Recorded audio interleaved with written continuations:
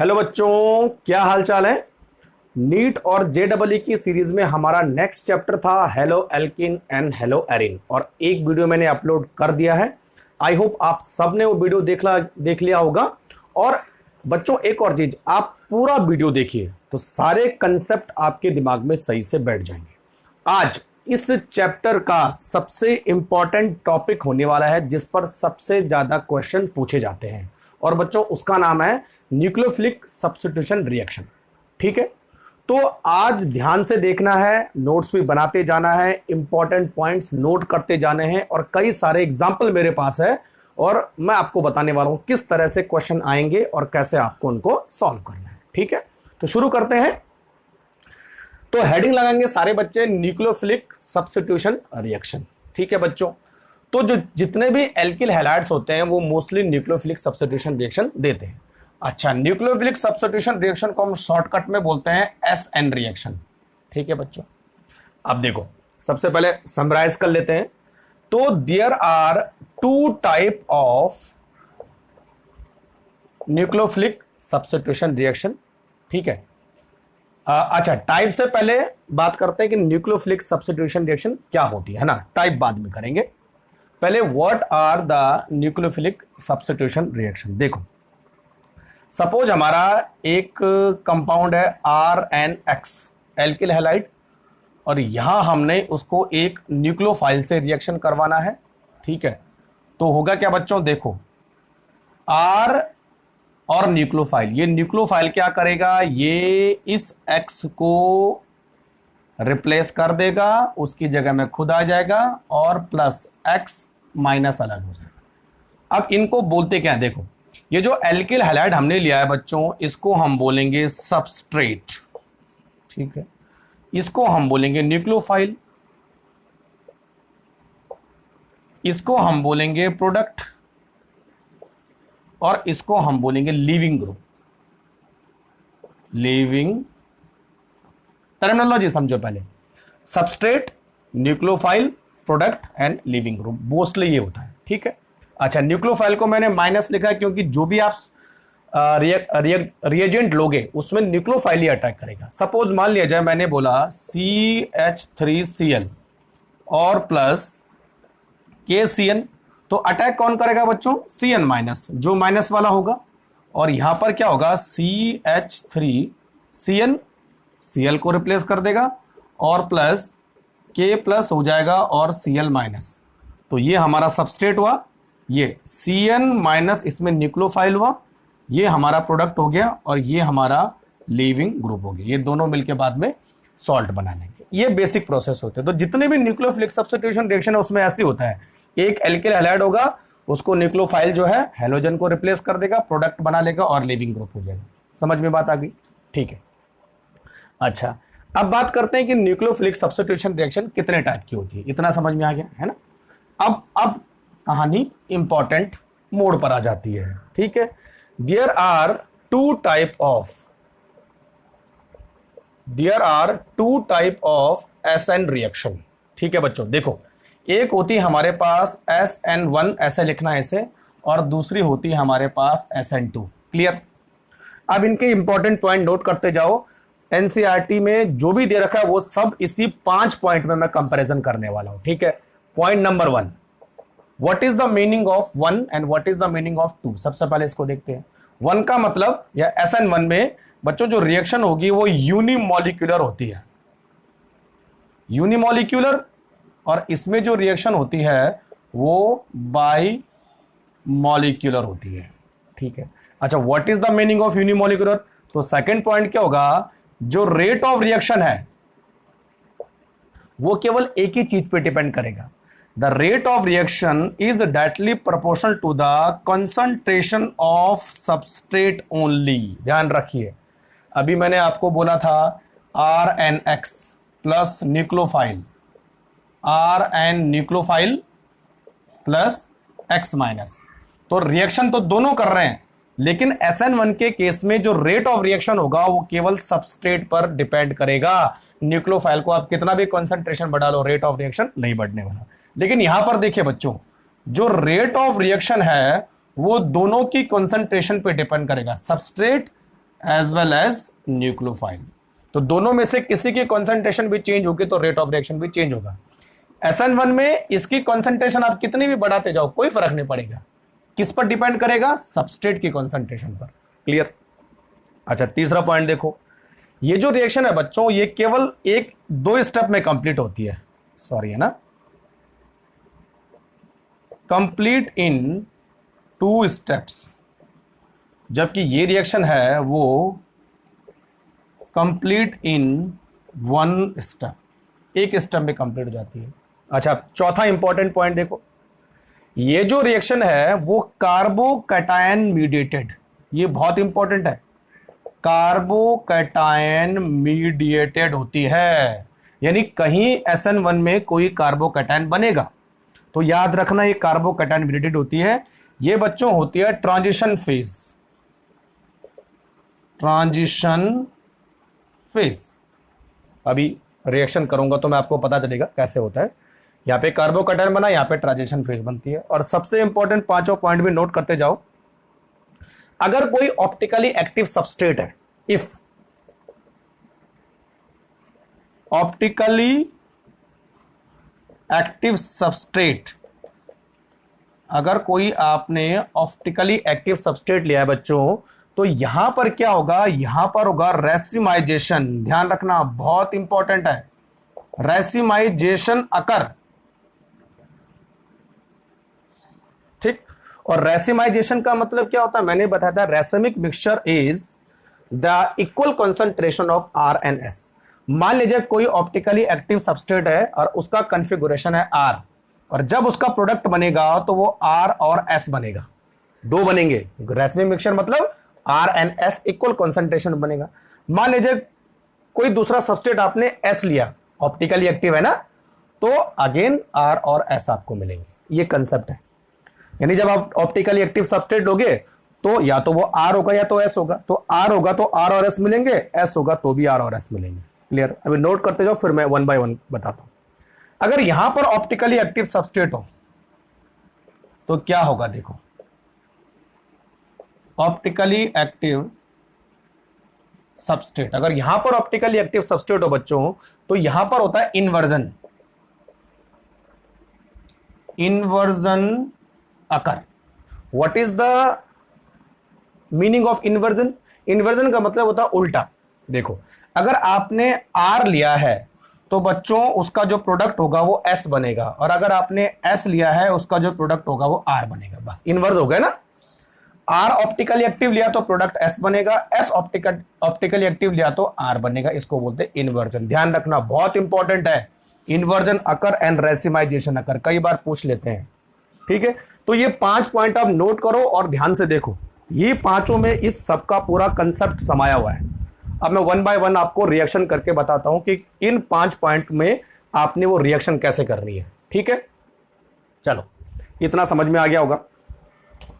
अब बात करते हैं रिएक्शन, है ना। रिएक्शन के लिए थोड़ा सा मुझे बोर्ड ज्यादा चाहिए होगा तो मैं पूरा बोर्ड यूज कर लेता हूं। ठीक है बच्चों, चलो, तो सबसे पहले हम बात करेंगे SN1 रिएक्शन, और उन पांचों पॉइंट को हम जो है उस रिएक्शन से जस्टिफाई करेंगे। SN1 रिएक्शन, है ना बच्चों। देखो, तो सपोज हमारे पास कोई सबस्ट्रेट है, जैसे पहले मैं रिएक्शन लिख देता हूं, CH3Cl plus OH minus CH3, ठीक है, OH प्लस Cl माइनस। ठीक है, मान लीजिए हमारे पास कोई सबस्ट्रेट है। क्लियर? चलो अब देखो, या चलो मैं इसको ऐसे कर लेता हूं, CH3 ना, ये ठीक रहेगा ना। फॉर एग्जाम्पल मैं ले रहा हूं। ठीक है बच्चों, चलो अब देखो,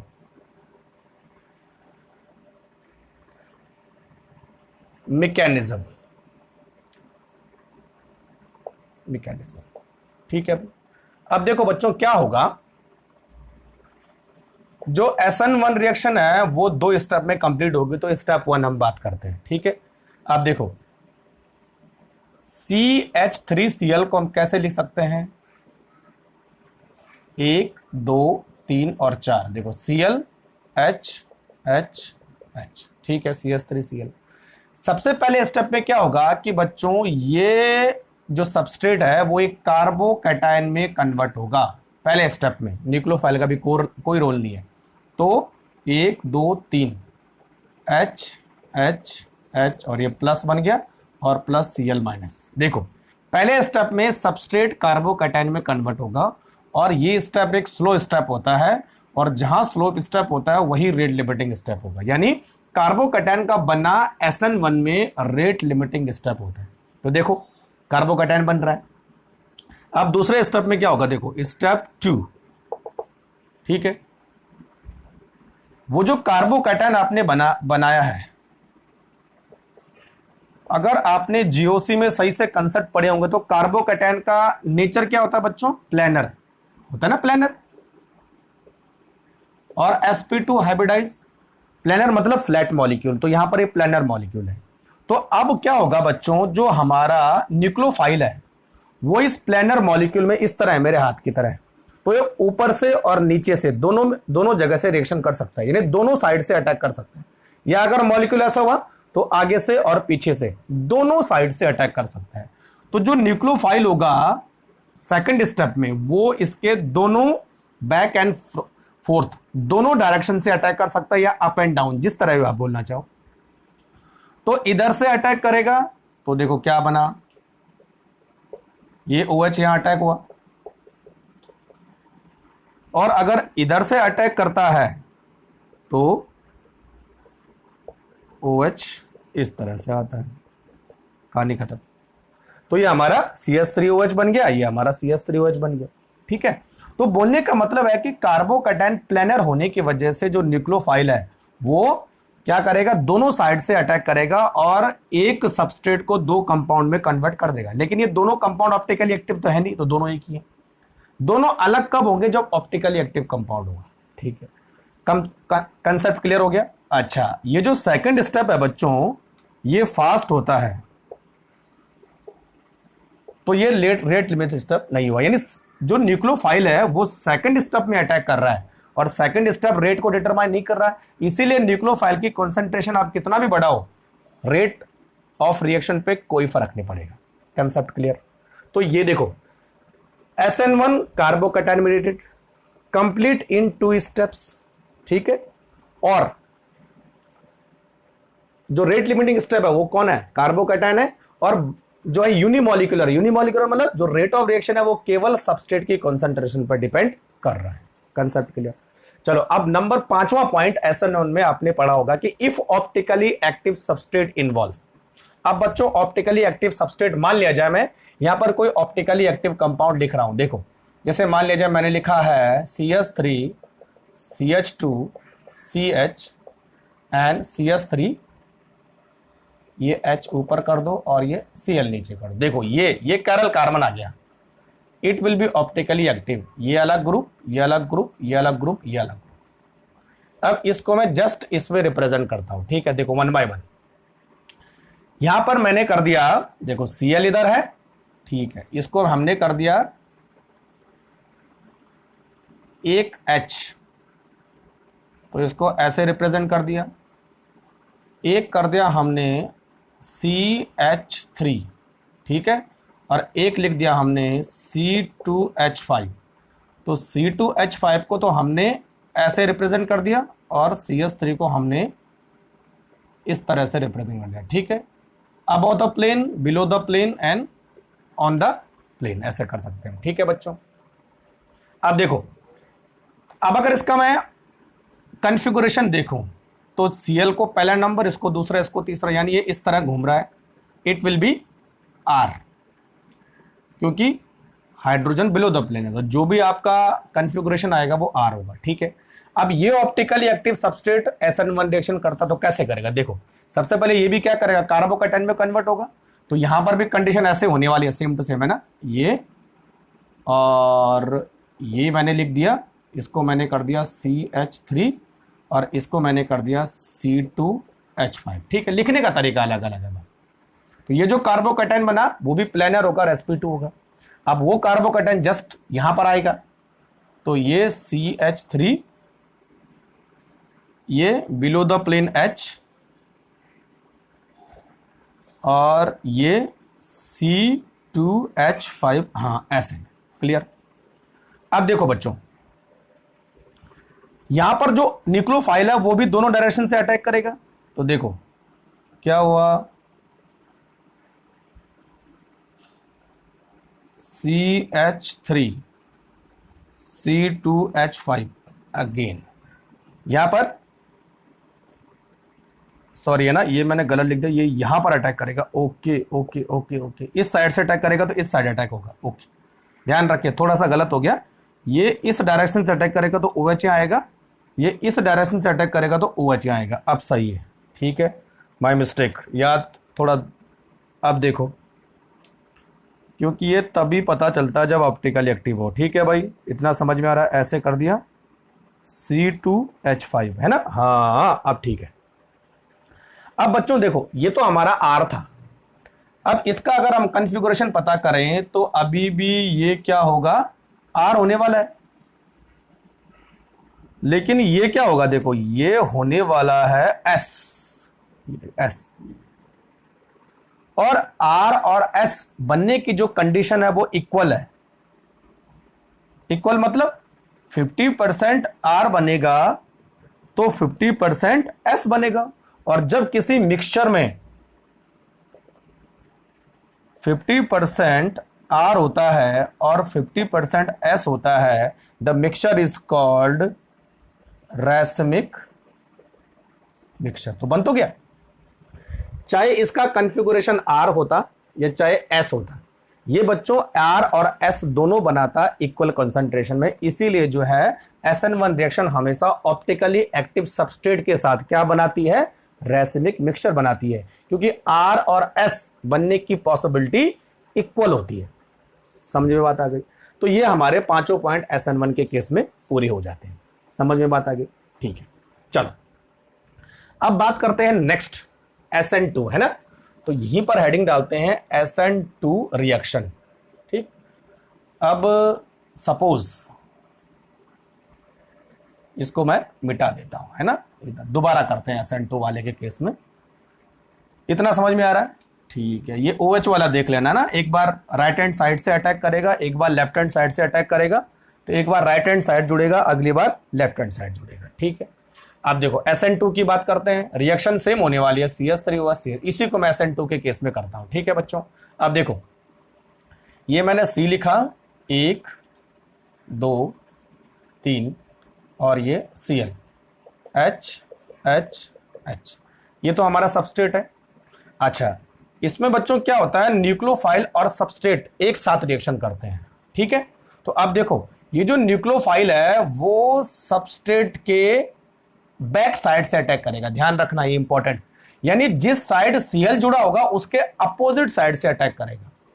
मान लिया जाए Cl अगर ऊपर है तो जो न्यूक्लियोफाइल है वो नीचे से अटैक करेगा। अगर मान लिया जाए Cl इधर मैंने लिखा है तो बच्चों जो न्यूक्लियोफाइल होगा वो इस साइड से अटैक करेगा, यानी opposite position of leaving group. जो भी लिविंग ग्रुप होगा उसकी अपोजिट पोजीशन से OH अटैक करेगा। तो इस समय ये दोनों एक साथ चलेंगे। Clear concept? इस पर बहुत इंपॉर्टेंट है ना, बैक साइड। तो nucleophile always attack on the opposite position of nucleophile. अब क्या होगा देखो बच्चों, C1 2 3 Cl और OH हमेशा अपोजिट पोजीशन से जुड़ेंगे। ये वाला हो गया। अब बच्चों देखो यहां पर कार्बन के पास 5 बॉन्ड है, लेकिन कभी भी कार्बन के पास 5 बॉन्ड नहीं होते हैं। तो इस फेज को हम बोलेंगे ट्रांजिशन फेज, और दिस इज अनस्टेबल, क्योंकि कार्बन पर 5 बॉन्ड नहीं होते। अच्छा, ये जो डॉट लाइन हमने रिप्रेजेंट की है, इसका मतलब लिविंग ग्रुप धीरे धीरे हट रहा है और न्यूक्लियोफाइल धीरे धीरे जुड़ रहा है, इसका मतलब ये हुआ। अब नीचे आ जाओ, देखो फाइनल में क्या होगा, CH H H, जो न्यूक्लियोफाइल है वो पूरी तरह से जुड़ जाएगा और जो लिविंग ग्रुप है वो पूरी तरह से अलग हो जाएगा। बस, तो हमारा प्रोडक्ट मिल गया हमें। अब देखो कंपैरिजन करो, यहां पर जो पूरी रिएक्शन है वो एक ही स्टेप में कंप्लीट हो रही है, तो SN1 SN2 एक ही स्टेप में कंप्लीट होती है। किस क्या बीच में बन रहा है, ट्रांजिशन फेज। तो ट्रांजिशन फेज मीडिएटेड होती है, ठीक है भाई। और देखो बच्चों, यहां पर जो न्यूक्लियोफाइल है वो बिल्कुल बैक साइड से अटैक कर रहा है। तो मान लीजिए यहां पर अगर कोई आर होता, अभी आपको बताता हूं, तो वो एस में कन्वर्ट हो जाता क्योंकि बैक साइड से आ रहा है, ठीक है। तो अभी तो कोई ऑप्टिकली एक्टिव सबस्ट्रेट है नहीं, लेकिन आपको पता लग रहा होगा कि वो लिविंग ग्रुप अगर राइट हैंड साइड है तो जो न्यूक्लियोफाइल का OH होगा वो लेफ्ट हैंड साइड है, ये देखो उल्टा, ठीक है। तो इस तरह से जो है कॉन्फ़िगरेशन का अपोजिट हो जाएगा। क्लियर कंसेप्ट हो गया। तो एक ही स्टेप में कंप्लीट हो रही है, न्यूक्लियोफाइल और सबस्ट्रेट दोनों एक साथ रिएक्शन कर रहे हैं। तो यहां पर बच्चों ये रेट लिमिटिंग स्टेप होगा, और ये एक ही स्टेप है वैसे भी, और ये स्लो होगा। यानी रेट ऑफ रिएक्शन जो है किसकी कॉन्सेंट्रेशन, सबस्ट्रेट की और न्यूक्लियोफाइल की, दोनों पे डिपेंड करता है। कंसेप्ट क्लियर हो गया, ठीक। अब लास्ट वाला point, if optically active substrate involve, तो इसको मैं ऑप्टिकली एक्टिव सबस्ट्रेट बना रहा हूं, देखो, ठीक है। देखो H को मैंने दोबारा से बिलो द प्लेन रख दिया, यहां पर CH3 को मैं अबो द प्लेन रखता हूं, और यहां पर C2H5 को मैं ऑन द प्लेन रखता हूं। तो हो गया ऑप्टिकली एक्टिव सबस्ट्रेट। कहानी सेम होगी, ऑप्टिकली एक्टिव सबस्ट्रेट पर ये बैक साइड से अटैक करेगा। अच्छा, अभी इसका कॉन्फ़िगरेशन चेक करो आप, ये इस साइड आ रहा है, ठीक है। इसका मतलब ये क्या हुआ, R, ठीक है बच्चों। यहां पर भी सेम आ जाएगा, तो ये होगा C2H5, ये हो जाएगा CH3, ठीक है, और ये ऐसे, और ये H below the plane, same to same. अब यहां पर कहानी अलग हो जाती है, देखो CH3 और ये अबव द प्लेन, इसको हमने बिलो द प्लेन, और यहां पर C2H5 नीचे ऑन द प्लेन। अच्छा, अब इसका कॉन्फ़िगरेशन चेक करो बच्चों, इसका कॉन्फ़िगरेशन अब आ रहा है S, ये देखो बहुत इंपॉर्टेंट। तो क्या हुआ, R आपने लिया, S बन गया, इसका मतलब इन्वर्जन हो तो गया, इन्वर्जन। और अगर यहां पर S होता तो क्या बनना था, R बनना था। ये बहुत इंपॉर्टेंट है, ठीक है बच्चों। तो SN2 के केस में अगर आप ऑप्टिकली एक्टिव सबस्ट्रेट लेते हैं तो जो भी कॉन्फ़िगरेशन हो गया उसका उल्टा प्रोडक्ट में आ जाएगा। अगर R लिया तो S बन जाएगा, S लिया तो R बन जाएगा। समझ में आ गया। तो बहुत इंपॉर्टेंट रिएक्शन है ये, इसको देखो जरा, है ना। तो इसी से क्वेश्चन बनते हैं कि हमारे पास जो R और SN1 और SN2 है वो किस तरह से काम करता है। कंसेप्ट क्लियर हो गया, ठीक है। चलो, अब बारी आती है कि अब क्वेश्चन कैसे आते हैं और कैसे हमें उनको सॉल्व करना है, ठीक है भाई। तो चलो देखो, अब 1 बाय 1 देख लेते हैं। इतना हो गया हमारे पास, ठीक है। चलो, मैकेनिज्म भी समझ गए। अब बच्चों अगर आपको पूछा जाए, देखो क्वेश्चन CH3 CH2 CH2Cl और दूसरा है Cl, दोनों में नंबर ऑफ कार्बन से यानी दोनों एक दूसरे के आइसोमर है। अगर आपको पूछा जाए कि बच्चों कौन SN1 फास्ट देगा तो कैसे पता करोगे, इस ऐसे क्वेश्चन आते हैं। या कौन SN2 फास्ट देगा, ठीक है, या कौन SN2 देगा, कौन SN1 देगा, इस तरह भी क्वेश्चन आते हैं। 3 तरह के क्वेश्चन, कौन SN1 देगा, कौन SN2 देगा, कौन दोनों देगा, कौन दोनों नहीं देगा, ठीक है। अब देखो पता करना क्या है, देखो एक चीज आपको याद रखनी है, SN1 वो एल्किल हैलाइड देगा जिस पर मोर नंबर ऑफ एल्काइल ग्रुप होंगे। एक तो ये पहचान है, ठीक है, मोर नंबर ऑफ एल्काइल ग्रुप। दूसरा क्या तरीका होता है, वो मोर स्टेबल कार्बोकैटायन बना रहा हो। बस ये 2 ही तरीके हैं, या तो मोर नंबर ऑफ एल्काइल ग्रुप होगा या तो ज्यादा स्टेबल कार्बोकैटायन बनाएगा। 2 ही तरीके हैं बस इसको पता करने के। SN1, ठीक है। SN2 कौन देगा, जिसके पास less number of alkyl group होंगे, नोट कर लो, या स्मॉल एल्काइल हैलाइड, छोटा एल्काइल हैलाइड होगा जैसे मिथाइल क्लोराइड, या लेस स्टेबल कार्बोकैटायन, कैटायन बना रहा हो। बस ये 3 इंपॉर्टेंट याद रखना आपको। अब पता करो भाई, ठीक है। अब देखो 1 बाय 1, अगर मैं आपको बोलूं कि CH3Cl और CH3CH2CH2Cl, इन दोनों में SN1 कौन देगा? तो जिसके पास ज्यादा एल्काइल ग्रुप होंगे वो SN1 देगा, जिसके पास कम एल्काइल ग्रुप होंगे वो SN2 देगा। Concept clear? एक इस तरह का क्वेश्चन आ रहा है। तो पहले आपको एल्काइल ग्रुप को कंपेयर करना है कि किसके पास ज्यादा एल्काइल ग्रुप है, किसके पास कम है। ज्यादा वाले के पास उसका कार्बोकैटायन ज्यादा स्टेबल होगा, ऑब्वियसली इसका कार्बोकैटायन कम स्टेबल होगा। तो ज्यादा नंबर वाला एल्काइल ग्रुप हमेशा SN1 और कम नंबर वाला एल्काइल ग्रुप हमेशा SN2। If number of carbon same है, देखो इसके पास भी 3 कार्बन, इसके पास भी 3 कार्बन है ना, ऐसा लिख सकते हैं हम। सब कुछ सेम है, दोनों आइसोमर है। आप कैसे पता करोगे? अब इस पर चलो, मोस्ट स्टेबल कार्बोकैटायन। अगर बच्चों यहां से मैंने Cl हटा दिया तो कार्बोकैटायन यहां लगेगा, यहां से Cl हटा दिया तो कार्बोकैटायन यहां लगेगा। कौन कार्बोकैटायन ज्यादा स्टेबल है? यस, ये वाला। तो बच्चों ये SN1 ज्यादा फास्ट देगा और ये SN1 कम फास्ट देगा। मतलब रेट ऑफ रिएक्शन की बात करें, it will give SN1 more easily, जल्दी देगा, फास्ट देगा, और ये थोड़ा सा स्लो देगा। समझे मेरी बात? ठीक है। तो इस तरह से आपको कंपैरिजन करना है कि SN1 कौन फास्ट देगा, SN2 कौन फास्ट देगा। अब मैं आपको एक चीज बताने वाला हूं, ठीक? देखो यहां पर है ना, अब आपके पास 3 तरह के एल्किल हैलाइड हो सकते हैं। एक हो सकता है टर्सरी, दूसरा हो सकता है सेकेंडरी, तीसरा हो सकता है प्राइमरी, और एक एल्किल हैलाइड होगा आपके पास मिथाइल। ऐसा हो सकता है, ठीक है। तो अगर बच्चों टर्सरी से, यानी टर्सरी से और मिथाइल की तरफ जा रहा है, इस तरफ जा रहा है, तो बोलने का मतलब है ये SN1 ज्यादा इजी देगा। टर्सरी एल्किल हैलाइड SN1 ज्यादा इजीली, फिर कम, सबसे कम। और अगर इस तरफ जाएगा तो बच्चों ये क्या होगा? SN2 की तरफ जाएगा। तब क्लियर हो गया? Tertiary will give SN1 more easily and primary and methyl halide SN2 more easily. ध्यान रखना, जितना छोटा एल्किल हैलाइड होगा उतना ज्यादा वो SN2 देगा, जितना बड़ा एल्किल हैलाइड होगा और जितना ज्यादा सब्स्टिट्यूशन होगा उतना ज्यादा वो SN1 देगा। ध्यान रखिए, ये बहुत इंपॉर्टेंट है, ठीक है। नोट करते जाओ इसे। तो 2-3 चीजों को आपको ध्यान में रखना है और SN1 SN2 आराम से आप पता कर लोगे, ठीक है भाई।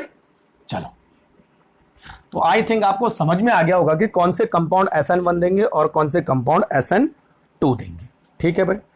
चलो, अब अगर आपको बोलूं मैं, ये हो गया। यहां पर क्वेश्चन एक और लिखता हूं, आपके समझ में और आ जाएगा, ठीक है। CCCCL CCC एंड CCL, कौन SN1 फास्ट देने वाला है? ये वाला। Cl हटा के कार्बोकैटायन लगाओ, Cl हटा के कार्बोकैटायन लगाओ, ठीक है। तो ऑब्वियसली ये SN1 फास्ट देगा, थोड़ा सा इससे, है ना? क्लियर हो? जितना सब्स्टिट्यूशन बढ़ेगा उतना ही फास्ट देगा, सिंपल सी बात है, ठीक है। अच्छा, अब अगर आपको बोला जाए कि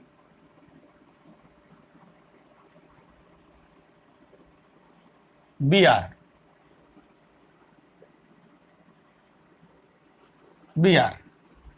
कौन SN2 फास्ट देगा? ऑब्वियसली जो छोटा, देखो यहां पर ये SN2 फास्ट देगा और ये SN1 फास्ट देगा क्योंकि ज्यादा सब्स्टिट्यूशन है।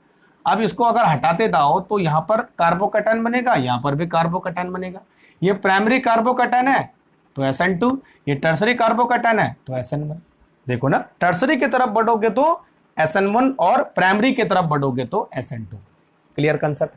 ठीक है, इसी तरह ध्यान रखना है, ठीक है बच्चों। चलो, अच्छा एक और क्वेश्चन देखो। हाँ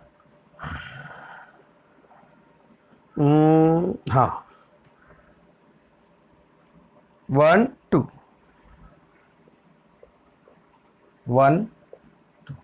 कौन SN1 ज्यादा फास्ट देगा? सब कुछ सेम है, किसका अंतर है? डबल बॉन्ड का। और बच्चों डबल बॉन्ड क्या करता है? रिजोनेंस करता है, और रिजोनेंस हमेशा कार्बोकैटायन की स्टेबिलिटी को बढ़ाता है।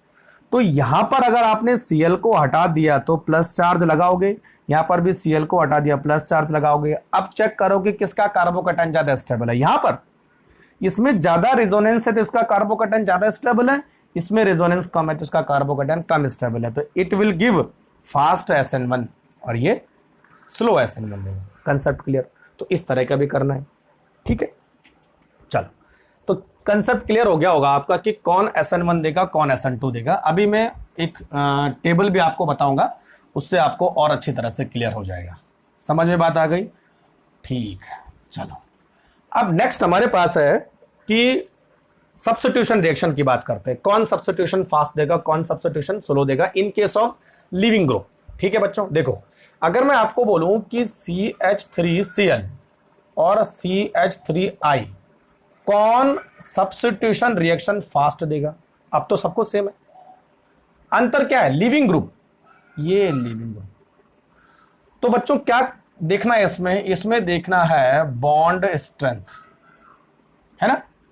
यानी बॉन्ड किसका जल्दी टूटेगा, जिसका बॉन्ड जितना जल्दी टूटेगा वो उतना ही फास्ट सब्स्टिट्यूशन रिएक्शन देगा। ध्यान रखें, है ना। तो भाई देखो C और I बॉन्ड ज्यादा लंबा है और C और Cl बॉन्ड छोटा है, शॉर्ट है ना। जितना इलेक्ट्रोनेगेटिव एडिबिलिटी के शॉर्ट बॉन्ड होगा तो इसको तोड़ना थोड़ा सा मुश्किल है, इसको तोड़ना आसान है। तो इसका मतलब CH3I फास्ट सब्स्टिट्यूशन रिएक्शन देगा बजाय CH3Cl के। क्लियर हो गया? तो सिंपल सी बात है कि हमारे पास अगर RI होगा तो वो ज्यादा फास्ट सब्स्टिट्यूशन रिएक्शन देगा, RBr थोड़ा सा स्लो देगा, RCl और स्लो देगा और RF सबसे स्लो देगा। तो ये सब्स्टिट्यूशन रिएक्शन का ऑर्डर है, ध्यान रखना है। कई बार ऐसा भी होता है सब कुछ सेम होता है, कार्बोकैटायन भी सेम होता है लेकिन लिविंग ग्रुप अलग अलग है, तो सब्स्टिट्यूशन रिएक्शन हमेशा RI फास्ट देगा, RF सबसे स्लो देगा। क्लियर कंसेप्ट हो गया? ठीक है। यानी हम ये बोल सकते हैं कि जो हमारे पास है, जो आयोडीन है वो ज्यादा अच्छा लिविंग ग्रुप है बजाय फ्लोरीन के। ठीक है। अब आपको क्या करना है? NCERT में do all examples of NCERT related to SN1 and SN2। NCERT में जितने एग्जाम्पल आपके पास SN1 और SN2 रिएक्शन वाले सारे करने हैं तो आपके कंसेप्ट और क्लियर हो जाएंगे। ठीक है भाई। चलो, अब मैं एक और इंपॉर्टेंट चीज बताने वाला हूं। इतना भी हो गया। अब सबसे इंपॉर्टेंट, कौन SN1 देगा और कौन SN2 देगा और कौन दोनों नहीं देगा और कौन दोनों देगा। देखो भाई, कई बार ऐसा क्वेश्चन पूछा जाता है ना, तो एक टेबल बनानी है, यहां लिखना है SN1 और दूसरी तरफ लिखना है SN2। ठीक है भाई। चलो देखो, ये बच्चों देखो CH3X प्राइमरी नहीं, मिथाइल हैलाइड। मिथाइल हैलाइड कभी भी SN1 नहीं देता है, ध्यान रखिए। Methyl halide always gives SN2। अगर मैं बात करूं CH3CH2X, ये देखो इथाइल वाला, ठीक है, तो बच्चों इथाइल दोनों देता है। क्लियर? अगर मैं बात करूं CH3 और इसका whole thrice and CX tertiary alkyl halide, it will gives SN1 not give SN2। ध्यान रखना भाई, इतना ही ध्यान रखना है। प्राइमरी कभी भी SN1 नहीं देता है, SN2 देता है। टर्सरी कभी भी SN2 नहीं देता है, SN1 देगा। ठीक है, सब नोट करते जाओ। अगर बात करें CH2 double bond CHX vinyl, vinyl न तो SN1 देगा न तो SN2 देगा, क्योंकि यहां पर रिजोनेंस है। विनाइल के जैसे ही एराइल, एराइल न तो SN1 देता है न तो SN2 देता है। क्लियर? अच्छा, अगर ऐसा कोई कंपाउंड हो, दिस इज कॉल्ड ब्रिज, ऐसा बीच में कोई ब्रिज हो, तो ये भी न तो SN1 देगा न तो SN2 देगा। तो विनाइल, एराइल और ब्रिज, ये तीनों न तो SN1 देते हैं न तो SN2 देते हैं। ध्यान रखना है ना, कई बार पूछा जाता है। ठीक है। उसके बाद बारी आती है बेंजाइल की। Benzyl alkyl halide. ठीक है, तो बच्चों बेंजाइल जो है SN1 और SN2 दोनों देते हैं, और बेंजाइल के रिलेटेड आता है CH2 double bond CH and CH2X, this is allyl. अच्छा, नाम तो आप लिख ही लोगे ना, ये दोनों देता है। ठीक है भाई, समझ में आ रही बात। अच्छा, नेक्स्ट हमारे पास है, इतना समझ में आ गया। यहां पर मैं लिख देता हूं, है ना। दूसरा देखो, कहां पर लिखूं, यहीं पर हो जाएगा। चलो, CH3 C double bond O CH2X। देखो, अगर एल्किल हैलाइड वाले कार्बन पे कोई इलेक्ट्रॉन विड्रॉइंग ग्रुप जुड़ा है, इलेक्ट्रॉन विड्रॉइंग ग्रुप, CO है ना, कार्बोनिल कंपाउंड, तो इलेक्ट्रॉन विड्रॉइंग ग्रुप जुड़ता है। जब इलेक्ट्रॉन विड्रॉइंग ग्रुप जुड़ता है तो बच्चों कार्बोकैटायन की स्टेबिलिटी कम होती है। तो बच्चों ये कभी भी SN1 नहीं देगा, ये वाला है ना, ये क्या देगा, SN2 देगा। और अगर कोई इलेक्ट्रॉन डोनेटिंग ग्रुप जुड़ता है, जैसे ऐसा, ये देखो इसके पास इलेक्ट्रॉन है, ये इलेक्ट्रॉन देगा, इलेक्ट्रॉन डोनेटिंग ग्रुप, तो समझ गए क्या करना है, SN1 देगा लेकिन SN2 नहीं देगा, है ना। तो विड्रॉइंग ग्रुप जुड़ा है तो SN2 देगा, SN1 नहीं देगा। इसके लिए खास ही है ना, बस ध्यान रखना, है ना भाई। ये वाला ये इसके लिए है, और बाकी जो सबके लिए आ रहा है। तो अब आपके कंसेप्ट क्लियर होंगे कि कौन SN1 देगा और कौन SN2 देगा। भाई ये बहुत इंपॉर्टेंट है भाई, ये ना, इसको देख लेना, कौन SN2 देगा, कौन SN1 देगा, कौन दोनों नहीं देगा। अच्छा, एक और कंपाउंड है जो दोनों नहीं देता है, मैं भूल ही गया था उसे। ये देखो, 1 2 और ये 3, ये भी बच्चों न तो SN1 देता है न तो SN2 देता है। ऐसा क्यों? जब आप इस ग्रुप को रिप्लेस करोगे तो यहां पर आ जाएगा प्लस चार्ज, और बच्चों प्लस चार्ज आने की वजह से ये एंटी एरोमेटिक नेचर शो करता है। 4 पाई इलेक्ट्रॉन आ रहे हैं इसमें, तो एंटी एरोमेटिक अनस्टेबल होता है, इसीलिए जो है वो न तो SN1 देता है न तो SN2 देता है। तो ये नोट करो फटाफट, है ना, कौन SN1 देगा, कौन SN2 देगा, कौन दोनों नहीं देगा, कौन दोनों देगा। ये कई बार क्वेश्चन पूछा जाता है इससे, ठीक है। और बाकी जो कॉन्सेप्ट मैंने आपको बता रखे वो तो वही समझ में आ रही बात, ठीक है। चलो, अब नेक्स्ट हमारे पास है, थोड़ा मैं पानी पी लेता हूं।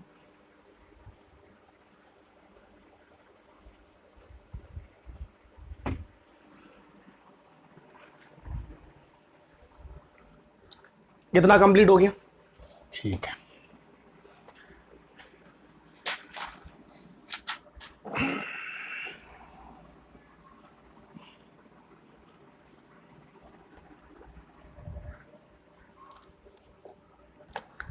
अच्छा, चलो अब मैं कराने वाला हूं आपको एग्जाम्पल, आप देखो किस तरह से आने वाला है ना, ठीक है। अब बच्चों एक क्वेश्चन आता है, देखो क्वेश्चन नंबर 1, ठीक। अगर आपको बोला जाए ये Br है और ये Br और ये CH3 है ना, कौन SN1 देगा फास्ट, बताओ भाई, कौन SN1 फास्ट देगा। सॉल्व करो, मैं लिखते जाता हूं, फिर मैं आंसर बताऊंगा। क्वेश्चन नंबर 2,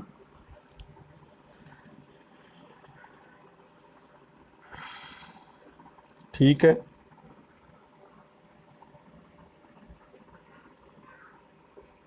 Cl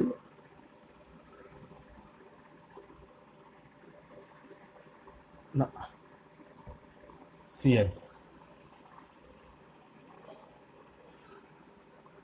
कौन SN2 फास्ट देगा। Question number 3,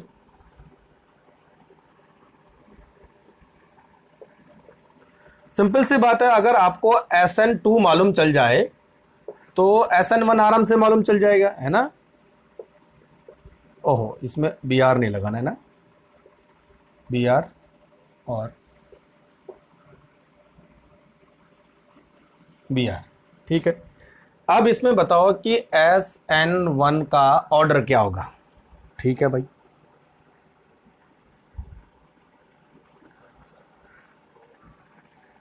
question number 4, CH3 CH2Cl और CH3Cl, कौन SN2 फास्ट देगा। क्वेश्चन नंबर 5,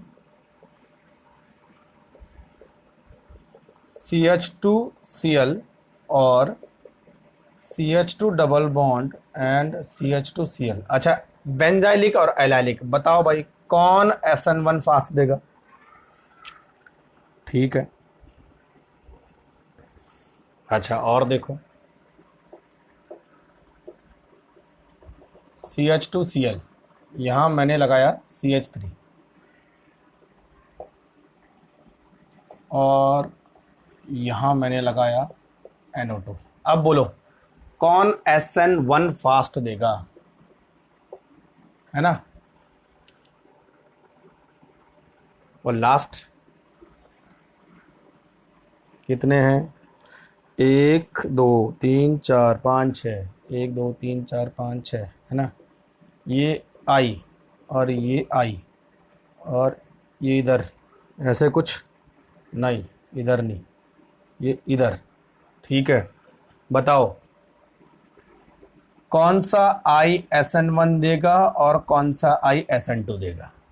ठीक है, चलो इतने करते हैं पहले, है ना? जरा सोचो और इसको सॉल्व करो। अब देखो बच्चों, ठीक है, कौन SN1 फास्ट देगा डिपेंड करता है, सब कुछ सेम है। टर्सरी कौन है? टर्सरी, ये देखो, ये टर्सरी है, तो इसीलिए ये SN1 फास्ट देगा, तो आंसर हो जाएगा ये। इसमें देखो SN2 कौन फास्ट देगा? छोटा एल्काइल हैलाइड और छोटे में भी प्राइमरी। तो बच्चों ये देखो, ये सेकेंडरी आ रहा है और ये प्राइमरी है, ये वाला प्राइमरी है ना, तो ये SN2 फास्ट देगा। इसमें देखो अगेन SN1 कौन देगा? टर्सरी वाला, वो सेम टू सेम हो गया ना मुझे लगता है। नहीं, ये वाला देखो, ये वाला प्राइमरी आ रहा है, यहां पे हटा के प्राइमरी बनेगा और यहां पे हटा के टर्सरी बनेगा, तो SN1 फास्ट कौन देगा? ये वाला देगा। ठीक है, इन दोनों में मैंने बताया था छोटा एल्काइल हैलाइड SN2 फास्ट देगा। यहां पे देखो बेंजाइल और एलाइल दोनों रेजोनेंस करते हैं, लेकिन बच्चों बेंजाइल के रेजोनेंस ज्यादा होते हैं, जिसके रेजोनेंस ज्यादा उसकी स्टेबिलिटी ज्यादा, इसीलिए जो है बेंजाइल SN1 ज्यादा फास्ट देगा। हाँ, यहां पर इंपॉर्टेंट है, देखो क्या करना है बच्चों, बेंजाइल क्लोराइड जुड़ा है ना, तो आप क्या करो, क्लोरीन को हटा दो और इसको कार्बोकैटायन बना दो, बस एक ही तरीका है। अब ये देखो कि ये दोनों ग्रुप है वो किस नेचर के हैं।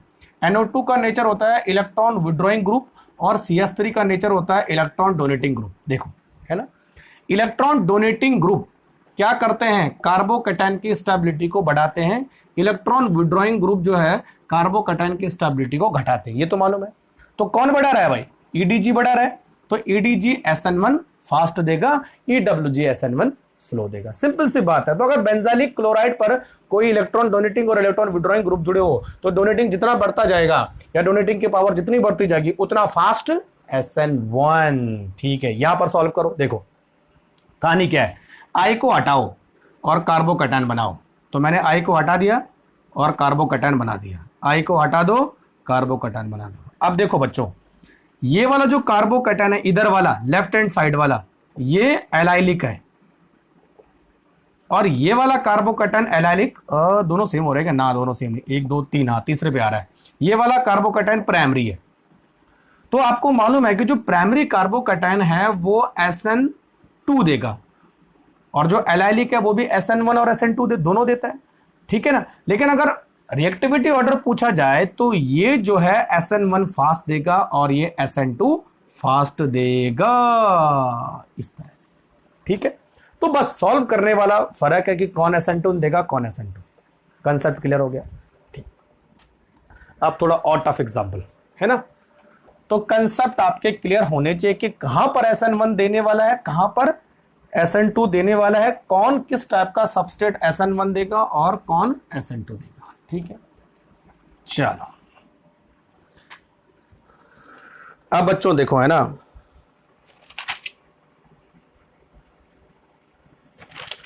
एक और इंपॉर्टेंट चीज मैं आपको बताने वाला हूं, how to determine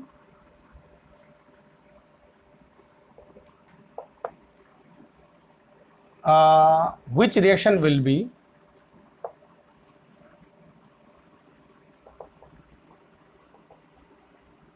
SN1 and SN2। अच्छा, आपको कोई रिएक्शन देती जाती है और आपको ये बताना है कि उसमें SN2 होगा या SN1 होगा, कैसे पता करेंगे? ठीक है, अभी तो आपको पता चलेगा कि लिखा होगा SN12 होगा, SN2 होगा, लेकिन कुछ लिखा ही नहीं है, तो पता कैसे करेंगे ना?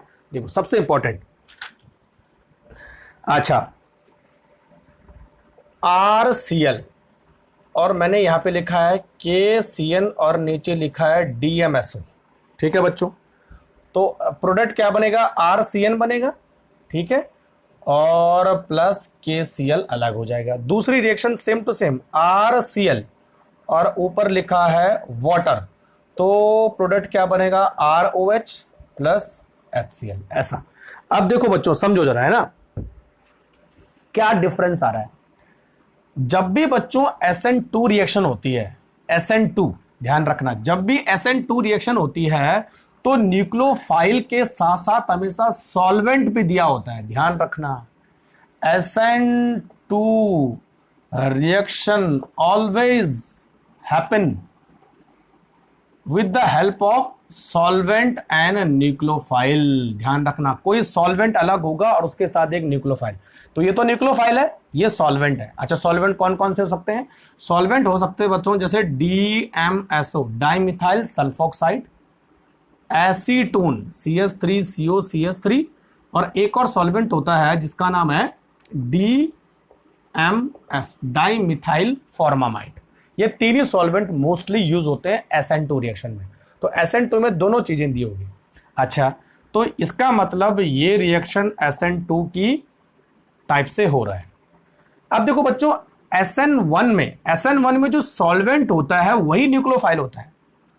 तो यहां पे क्या लिखना आपको, in SN1 reaction solvent act as nucleophile, बिल्कुल, है ना। देखो तो यानी H2O सॉल्वेंट भी है और न्यूक्लियोफाइल भी है, तो यहां पर क्या होगा, OH- होगा।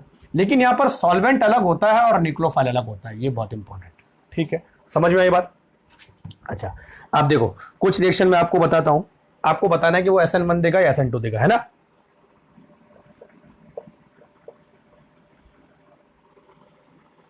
ज्यादा नहीं लगाते, Br और CH3COONA और DMF। बताओ भाई, SN1 होगी या SN2 होगी, और प्रोडक्ट भी बताना आपको, ठीक है। दूसरा है Br, C2H5SNA, ऐसा ही कुछ है, हाँ, और ये माइनस और ये प्लस, यहां पर ये माइनस ये प्लस, ठीक है। बताओ, सॉल्व करो सॉल्व करो सॉल्व करो। Cl, CH3OH, बताओ। और नेक्स्ट हमारे पास है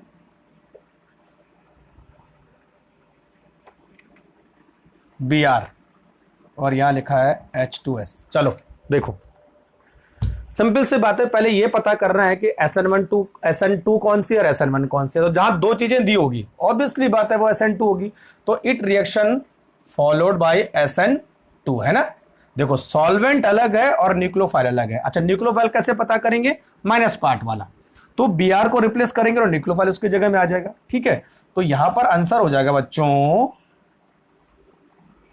ये, और COOCH3, ये आंसर हो जाएगा, क्लियर, ठीक है। और रिएक्शन कौन सी टाइप से होगी, SN2। यहां पर देखो, सॉल्वेंट, क्या मैंने सॉल्वेंट लिखना भूल गया, हाँ हाँ हाँ, CH3CN, सॉरी, है ना, CH3CN। अच्छा, दो चीजें हैं, यहां पर भी SN2। अगेन न्यूक्लियोफाइल कौन सा है, ये वाला हिस्सा न्यूक्लियोफाइल है, तो S को Br से रिप्लेस कर दो, तो ये और यहां पर SC2H5 आंसर हो जाएगा, ठीक है। किस मेथड से जा रहा है, SN2। यहां देखो एक ही चीज है, तो सॉल्वेंट ही न्यूक्लियोफाइल है, तो न्यूक्लियोफाइल कौन सा होगा, CH3O-, ठीक है। तो क्या करना हमने, देखो OCH3 और SN1 मेथड से जाएगा, ठीक है। यहां पर देखो, ये तो हो गया, ये वाला एक ही चीज है, तो सॉल्वेंट ही न्यूक्लियोफाइल है। न्यूक्लियोफाइल कौन सा होता है बच्चों, SH-, तो Br को हटा दो और उसकी जगह में SH रख दो, तो ये हमारा प्रोडक्ट हो जाएगा। और this will done by SN1 method, ठीक है।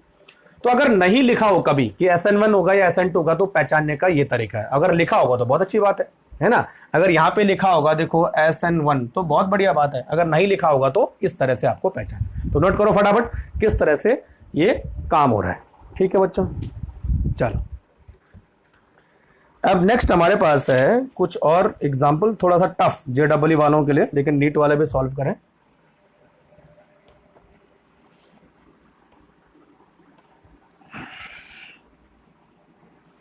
एक एक दो दो एग्जाम्पल कराता हूं, मैं टाइप करा देता हूं, फिर उसी टाइप की आप और एग्जाम्पल खुद सॉल्व करना है ना, तब आज अच्छा लगेगा आपको। ठीक है, अब देखो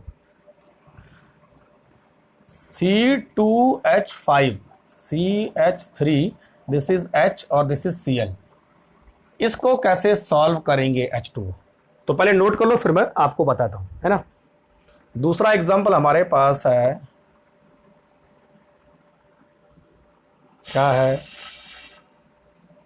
ये H, ये अबव द प्लेन है ना, और ये Br, ठीक है, यहाँ पर H फिर बिलो द प्लेन, और यहाँ पर अबव द प्लेन आएगा CH3, ठीक है ना। और यहाँ पर देखो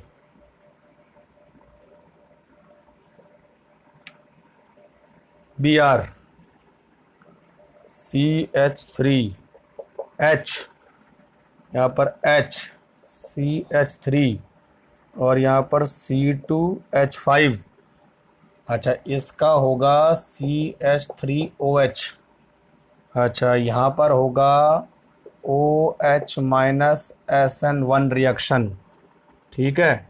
चलो देखो, अच्छा अब इनको पहले सॉल्व करते हैं फिर मैं बताता हूँ। सॉल्वेंट भी है, न्यूक्लियोफाइल भी है, तो बच्चों ये जाएगा SN1 से, सबसे पहले ये पता करना है। सॉल्वेंट ही न्यूक्लियोफाइल है, ये भी जाएगा SN1 से, ठीक है। चलो देखो आप, तो आप देखो ये जो सबस्ट्रेट आपको दिख रहा है ना, it is optically active substrate, है ना। ये सारे मैंने ऑप्टिकली एक्टिव वाले आपको बताने हैं, थोड़ा और टफ एग्जांपल। तो इस ऑप्टिकली एक्टिव सबस्ट्रेट का सबसे पहले कॉन्फ़िगरेशन पता करो। तो 1 नंबर इसको देंगे, 2 नंबर इसको देंगे, 3 नंबर इसको देंगे, तो ये इस साइड घूम रहा है, और H जो है बिलो द प्लेन है, इसका मतलब जो कॉन्फ़िगरेशन आएगा वही सही है। तो कॉन्फ़िगरेशन आया हमारे पास S। अच्छा बच्चों, जब SN1 चलता है ना, तो S किस में कन्वर्ट होता है, RNS में। ध्यान रखना क्या होता है, रेसिमाइजेशन। अगर यहाँ पे SN2 होता तो आपका प्रोडक्ट R होता है, लेकिन SN1 के थ्रू फॉलो हो रहा है, तो जो भी ऑप्टिकली एक्टिव सबस्ट्रेट होगा उसका रेसिमिक मिक्सचर बनेगा, यानी आपके 2 प्रोडक्ट बनेंगे। इतना समझ में। तो सीधी सी बात है, क्या करना है आपको, कुछ नहीं करना है। देखो न्यूक्लियोफाइल क्या होगा, OH H नहीं CH3, ऐसे करेंगे। देखो CH3HN C2H5, और दूसरा कैसे बनेगा, CH3OH HN C2H5, बस आंसर हो गया। क्योंकि दोनों एक दूसरे की मिरर इमेज है, तो इनमें से एक R होगा और एक S होगा, यानी मतलब ये क्या होगा R, और ये होने वाला है S। तो दोनों इक्वल कॉन्सेंट्रेशन में बनेंगे, तो दोनों क्या हो गए, रेसिमिक मिक्सचर। कंसेप्ट क्लियर, ठीक है। अगर मान लिया जाए यहां पर SN2 होता है, तो आंसर क्या होता बच्चों, S का R, ये आंसर होता। ध्यान रखिए, है ना, तब वो नहीं बनता। अच्छा इसमें देखो SN1 के थ्रू चलना है, और न्यूक्लियोफाइल कौन है, CH3O माइनस। अच्छा हटाना किसको, देखो इन दोनों को तो हटा नहीं सकते, हटाना हमेशा हाइड्रोजन को ही हटाना है, ठीक है। अच्छा इसमें देखो बच्चों, ये ऐसे है ना, ऐसे देखो, ऐसा क्वेश्चन भी आ सकता है। तो Br अबव द प्लेन है, ठीक है, और जब SN1 के थ्रू जाएगा तो ये अबव द प्लेन और बिलो द प्लेन दोनों जगह आएगा, क्योंकि रेसिमिक मिक्सचर में ये ऊपर और नीचे आएगा, ठीक है। देखो आंसर क्या होगा, ये दोनों तो सेम हो जाएंगे, है ना, इन दोनों में तो कुछ करने की जरूरत है नहीं, ये तो टच नहीं करेगा। अच्छा एक के केस में H और OCH3, हाँ न्यूक्लियोफाइल भी बताना है ना, चेंज करना है, और दूसरे केस में ये H, ये CH3। अच्छा इस समय H आ जाएगा ऊपर और OCH3 आ जाएगा नीचे, हाँ क्लियर। क्योंकि बच्चों कॉन्फ़िगरेशन तभी चेंज होगा जब आप उसको एक बार अबव द प्लेन लाएंगे और एक बार बिलो द प्लेन लाएंगे। अगर दोनों को सेम करेंगे तो आंसर गलत हो जाएगा। अगर मान लिया जाए यहां पर, ठीक है, देखो हम ऐसा करते हैं, 1 2 3 इसको मानते हैं, तो ये हो जाएगा हमारा आर, और यहां पर भी ऐसे होना है 1 2 3, लेकिन ये अबव द प्लेन है तो ये एस हो जाएगा। देखो मिक्सचर बन गया ना, रेसनिंग मिक्सचर, तो आर भी बनेगा और एस भी बनेगा। क्लियर। अगर मान लीजिए यहां पे SN2 होता तो तब क्या होता बच्चों, इन्वर्जन होता है। इन्वर्जन मतलब अगर ये अबव द प्लेन है तो आपका आंसर क्या होता, बिलो द प्लेन वाला, ये आंसर हो जाता। ध्यान रखिए, है ना, क्योंकि ये आर था और आंसर क्या होता, एस होता। क्लियर। यहां पर भी SN1 के थ्रू जा रहा है, यहां पर भी सेम ऐसे ही करना है।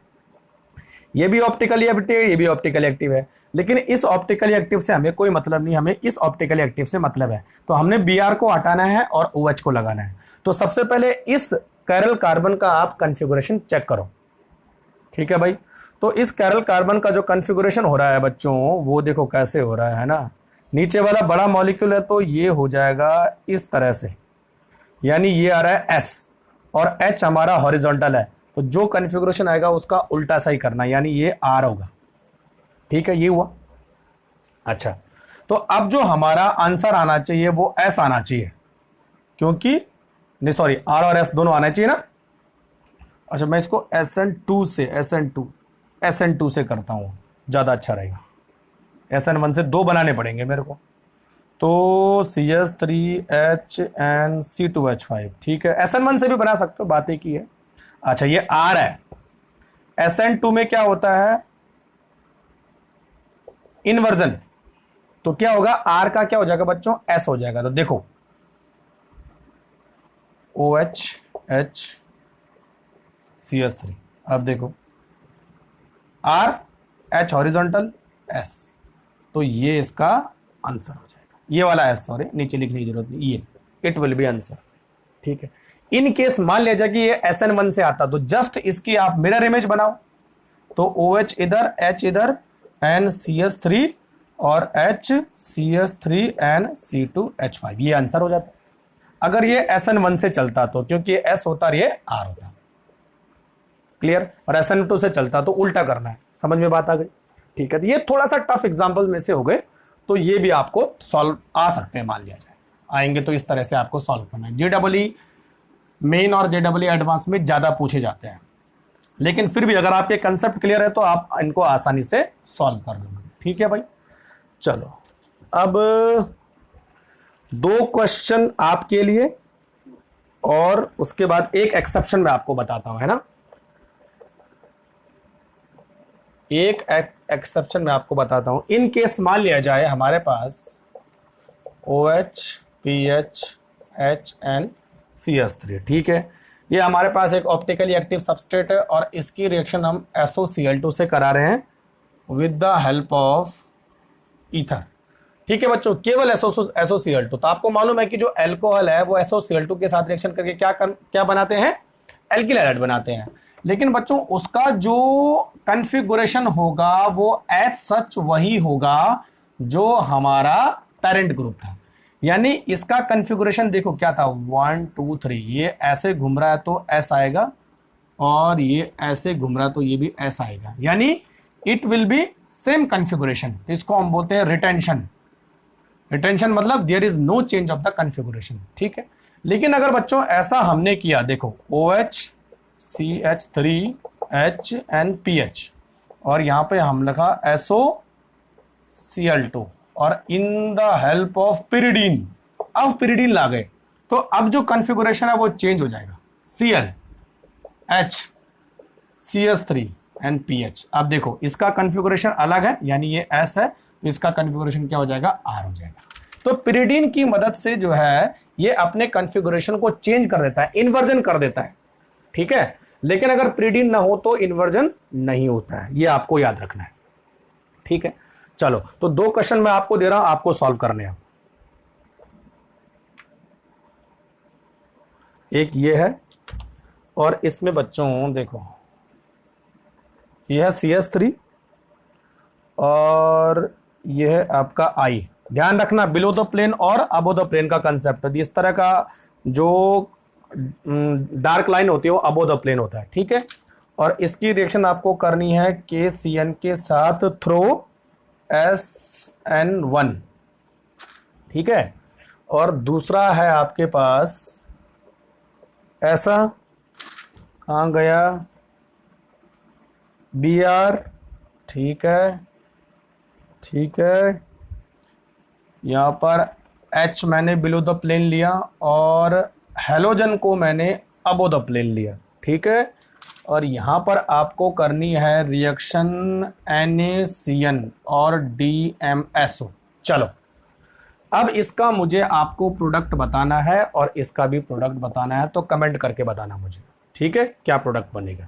ठीक, अब आप पता करो, यहाँ पे तो मैंने SN1 लिखा है लेकिन वहां पे मैंने कुछ नहीं लिखा, तो आपको पता करना है कि SN1 जाएगा कि SN2 जाएगा और कौन सा न्यूक्लियोफाइल यहाँ पर अटैक करेगा।